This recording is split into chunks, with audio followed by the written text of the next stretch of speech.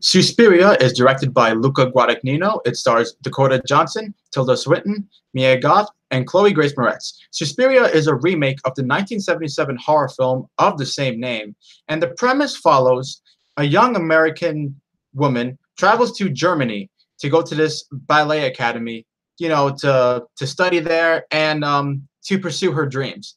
As she's there, the academy takes a liking to her, so she gets this lead role only after 1 or 2 sessions. And as this is going on, the ballet academy is not exactly what it seems to be. In fact, it's a coven for witches, and people are going missing. There are some people who are suspecting that this is a very sinister place.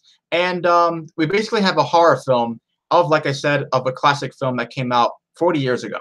Now, I was very excited for this movie. In terms of the original film, I liked it. I know it's considered one of the best horror films of all time by many people. I like it, though. I'm not one of those people who absolutely adore it, but I definitely do like it.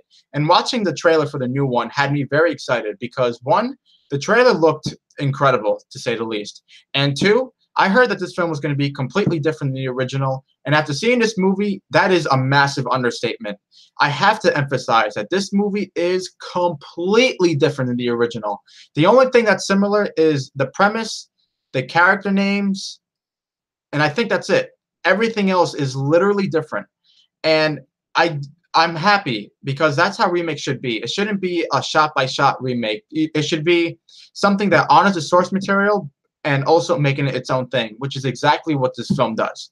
So anyway, I want to talk about this movie because I saw this movie on Saturday, and it's Tuesday now, and it's still on my mind. I haven't stopped thinking about it until then. So I'm here to talk about it, and I got to tell you, Suspiria was phenomenal. I absolutely love this film. I went into this movie thinking that I was prepared, and I absolutely wasn't.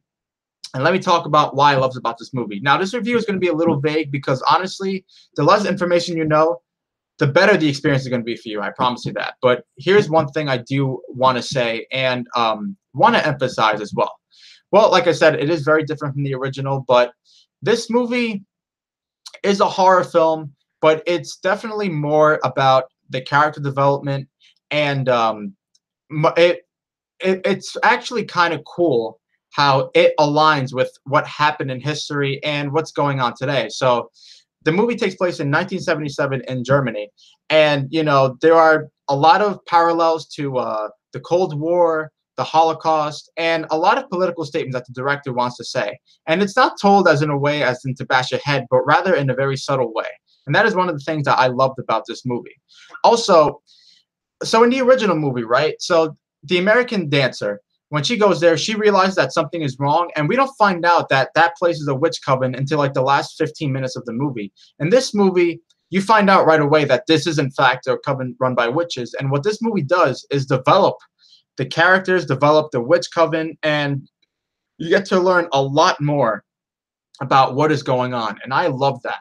This movie is told in 6 acts, so it's like Act 1, Act 2, and so on, and there's an epilogue, and I thought that way of storytelling worked perfectly for this movie. Now, I do want to emphasize one thing. I don't think this movie is going to be for everyone. In fact, if you look at the Rotten Tomatoes score, it's pretty polarizing. There are people who are on the opposite sides of each end. Even on my Letterboxd account, like I follow quite a few people, and like the ratings are even vary. Like some people gave it 5 or 4.5, and there are others who give it like 2.5 or 1. This movie is not going to be for everyone, and that's okay. For me, I loved it. I was so invested in the story. So I knew how the original played out, and I knew this was going to be different, but even then, it was like I was watching something new, and I didn't know how the story was going to unravel. So I was so engaged in the story, and I wanted to learn more about the characters. I wanted to learn more about the Coven, more about the history. I wanted to learn more about everything. And I know one thing that's hyped up about this movie is how graphic and, how unique it is and the way a horror film is. And I do want to emphasize one thing. This is not a torture fest, which is a good thing. You don't want a movie that's just focused on gore and showing you how evil, a movie can be. It's not a torture fest, but even though there are some disturbing scenes for sure, but it's all for the better because the disturbing scenes are there for a purpose. It's not like the director wants to just be disgusting just for the sake of it. You know, there's actually a point to it. And I thought the horror and the atmosphere was really good. I also love the direction. This movie is really well shot. A lot of gorgeous shots. Cinematography is top notch, especially towards the third act where some things happen. And just the way some shots are, they're disturbing yet memorizing at the same time. And the score by Tom York from Radiohead is phenomenal. He also does some original songs, and I hope one of them at least gets nominated at the Oscars. And let me talk about the acting. It's the first thing I usually mention. I haven't even mentioned that. Dakota Johnson delivers the best performance of her career. I know she's famous for 50 Shades of Grey, but she is more talented than that. I mean, she was also in Bad Times at El Royale. I liked her in that movie, but honestly, this is her best performance. I thought she was great. There's a lot of mystery to her character, and she's also very different from the main character in the first one. And that's all I'm going to say in terms of that performance. Tilda Swinton, I think, steals the show. She won't be nominated at the Oscars for Best Supporting Actress, but she absolutely should be because she killed it. She plays three roles in this movie. She plays Madame Blanc, who is the director of the Academy. She plays an old psychiatrist who she's disguised as an old man, so she wears a lot of makeup to portray this character, and I thought she killed it in that. I thought that character was really interesting. I liked his storyline that was incorporated in the movie, and I thought as a performance, she did great. There's another character she plays, but I don't want to talk about that because that is a big important aspect of the movie.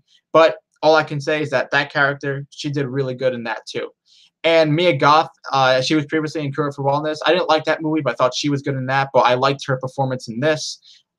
Everyone has a performance and some mystery to their character that you just want to know more about.